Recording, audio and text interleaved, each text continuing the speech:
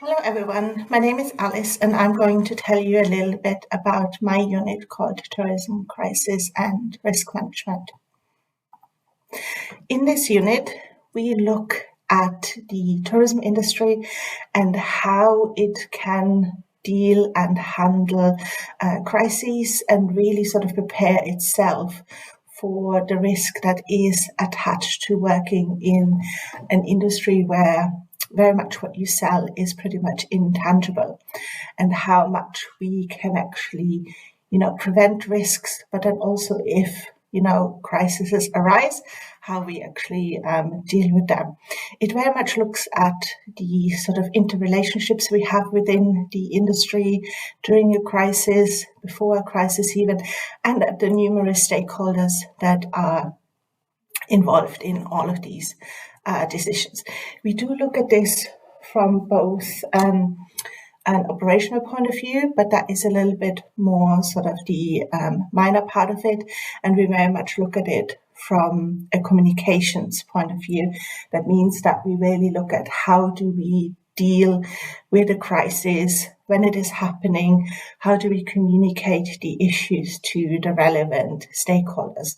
So you can see here on screen the brief summary and the learning outcomes of the unit, and it's clear that stakeholders play a really important part in this unit, and then also looking at theoretical concepts and frameworks of crisis and risk management. This unit has a pretty unique assessment, so this is probably quite different from what you are used to in other units. It is assessed in 2 steps. So there are 2 assessments. This one, 40% for a practical activity that is a group activity, and I will explain the reasons for that. And 60% so that you still have a majority individual assessment is a reflective report. So the reason why this unit involves the group assessment is that we know that when you deal with a crisis as part of a job, you don't deal with it by yourself. So it is absolutely crucial that you know how to work within a group for that crisis response. Now, the way this works is slightly different. So it's not like it is a presentation, but it's not classic presentation. It works on the precipice that it starts in the morning, where you will be briefed with the crisis. You get a certain amount of hours to work on it. And then in the afternoon, you will present this crisis response to the lecturers.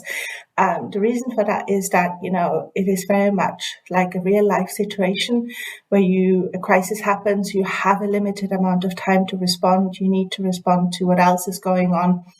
And therefore, we want to put you in a situation like this. And then your individual piece is very much a reflective piece of work where you look at what you have done in your group. If you think that you would do things differently now after, a few weeks later, and you obviously have to include academic literature to show that you understand why you have done certain things as well. In the past, we've gotten, fantastic response from students that they actually, really enjoyed this situation, and they have quite successfully also used it in, job interviews to show that they have experience in handling, a crisis, even if it is, a made-up one. Now, what do you really get out of it? This is very much an industry-engaged assessment. So in the past couple of years, we've worked with Manchester Airport and we've worked with Windermere Lake Cruises, who provided the crisis scenarios for the students in the last couple of years. You will see these scenarios because we do a mock crisis brief as well. It's very much an opportunity for you to test your resilience in a controlled environment, because it is about, working with people and then also presenting to your lecturers. So there's very much less at stake.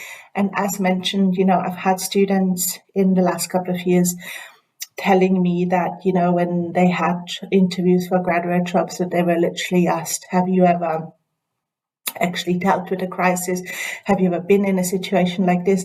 And they were able to use this assessment as an example. If you do have any further questions, please don't hesitate to contact me.